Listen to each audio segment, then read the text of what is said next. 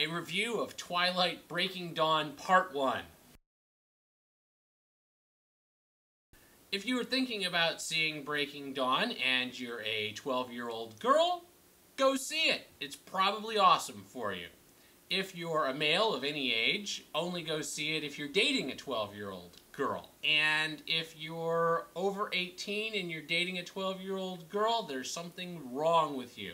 Which will probably mean you enjoy this movie as well, but there's still something horribly wrong with you.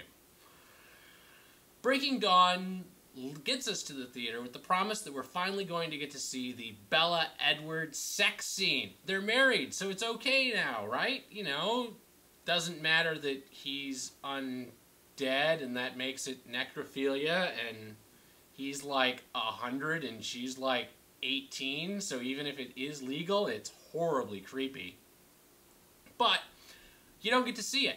All you get to see is a whole bunch of ripped sheets and shredded draperies. And I am a certified sex ed instructor, and let me tell you, if you ripped the sheets, maybe you were having a wild time, but if you ripped the draperies, you're doing something horribly wrong.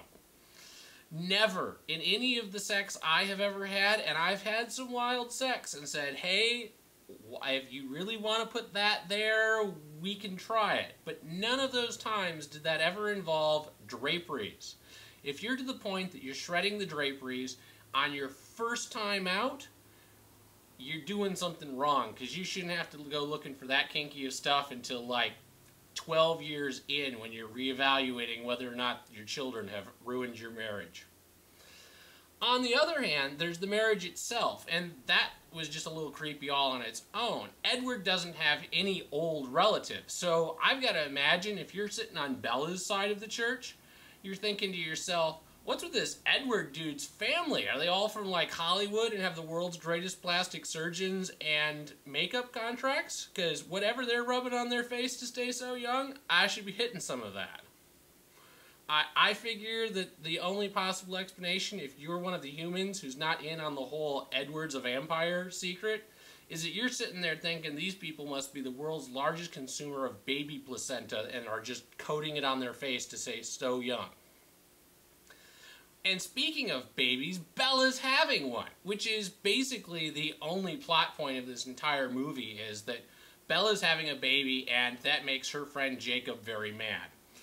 And we don't really get a good explanation of what he's going to do about it. It's more like, Jacob's mad, let's turn into wolves and trounce through the forest with a whole bunch of our wolf pack friends. Because that's about all they do, is just bolt through the woods and say, ta-da!